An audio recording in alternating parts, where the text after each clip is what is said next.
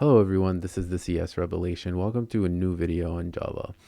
This video is a continuation to the previous video that we started on decision structures, but this one's going to be focusing on the switch case statement.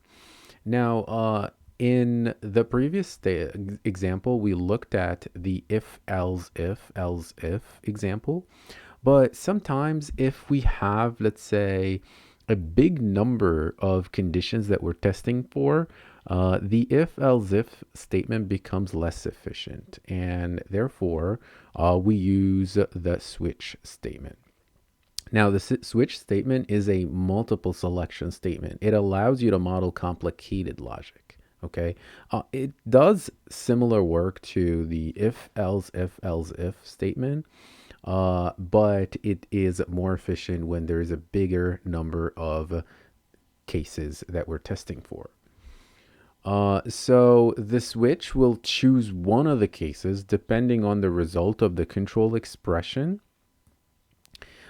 Depending on the result of the control expression, one of these cases will be chosen, and based on that selection, one of these statements will be executed. Okay, so let's take a look at an example. Suppose that what we're trying to create here is, let's say, a menu selection, right? Say, for example, we have like 5 options of menu items that we want the users to select from. So therefore, we need a scanner to prompt the users to input their selection. So scanner KB equals new scanner. So we're instantiating the scanner system.in. Now we're going to use the scanner to input integer values, a value from 1 to 5. Okay, so we're going to say system out a print ln. First of all, let's just give them the menu options. So we're going to say, for example, the following output. So menu options. Menu options. Okay. And let's say the next print statement is going to give them the first option. So for example, we're going to say enter 1 for, let's say, pasta, right? If you would like pasta, just enter 1. And let's say we're going to have 5 options and 5 menu options. So enter 2 for, let's say, pizza, enter so enter 2 for pizza, enter 3, let's say, for burger. Okay, and enter 4 for, let's say, fish, and enter 5 for salad. Okay, now these are the options for this menu. Okay, so when we run this, let's just see the outcome of this first. So when we run it, we get this.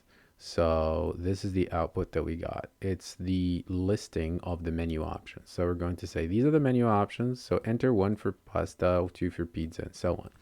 Okay, now we're going to take so that was the prompt message. Now this is the collection of the values. So we're going to call this, let's say, an integer variable. We're going to call it menu choice, right? So, and then we're going to use our scanner KB to input the integer. So we're going to use the .next int. Okay. Now the users will type their value through the scanner, and it will be passed to this variable menu choice. Okay. Now based on their choice, we're going to tell them about the cost for their selection. Okay. So we're going to say switch. So this is how we use the switch case. So you're going to use the switch keyword in parentheses. You're going to put the control expression. What is it that we're trying to switch? It's really the value that the users have typed. We want to find out if it's going to be one of these possible ones. So the menu choice, that's what we're switching. You open the curly bracket and the first case, so you're going to type case, let's say 1, means case it's the value 1 that was typed. We're going to output the cost. So pasta, we're going to say pasta costs, so say pasta costs $10, for example, right? And after you finish that case, you want to break out of that case, right? So you're going to type the keyword break to break out of that case. And now you type the rest of the cases. So the next case is case 2. And case 2 is going to be for option 2. So that is for pizza. So pizza costs, let's say, $14. And then we're going to add another case. And this is case 3. So case 3 is going to be the burger, right? So I'm going to say burger costs, let's say, $9. And then we add the fourth case. Okay, so the fourth case is going to be, so case 4. It's not really the fourth, it is the fourth case, but what it meant by 4 here is the value 4 that the users have typed. So fish, let's say, costs $20. All right. Let's add the fifth case here. That's going to be for the salad. So we're going to say salad costs, let's say, $12. Okay, and of course, the next thing, okay, don't forget to put the number of the case, okay? And then, of course, we have to have a default case. A default case means if none of these options or cases were valid, then we have to have a default case, which is similar to the else statement in the if else statement. So default, what we're going to do. So otherwise, if none of these cases were met, then this is what's going to be executed. So I'm going to say default, do the following. I'm going just to type this. So I'm going to say, hey, I'm going to say invalid selection, right? So I'm just going to say invalid selection, right? So you have typed basically a value that is not in our menu. And you're going to break out of that. And this is the closing curly bracket for the switch case, okay?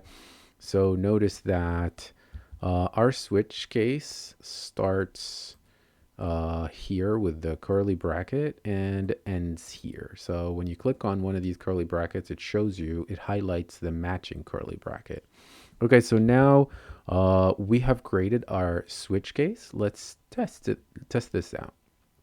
Okay, so we're going to run it. All right, so let's first run this. Okay, so this is the menu options. So now we need to type a value, the value that's going to be one of these possible values, 1 through 5. So let's just type 1, and it says pasta costs $10. Now, if I run this again and I type, let's say 2, it says pizza costs $14. If I run this again and type 3, it should say burger costs $9. What if I type a value that is not in this list of options? So say I type 6, it says invalid selection. Okay, now you see that with the switch case, it's I guess if we have more cases to test for, then it becomes a much more efficient way to make decisions. And if we were to solve this with if else if statements, it would have been doable, except that it will be a lot more tedious and it may get confusing even to maintain. So this is a much better layout when we have more possible cases to test for. Okay, so this was a quick video on switch case statement. So I hope you learned decision structures between the part 1 and part 2. There will be more on decision structures. There will be projects that I will be posting as well. So stay tuned, and I'll see you in the next one.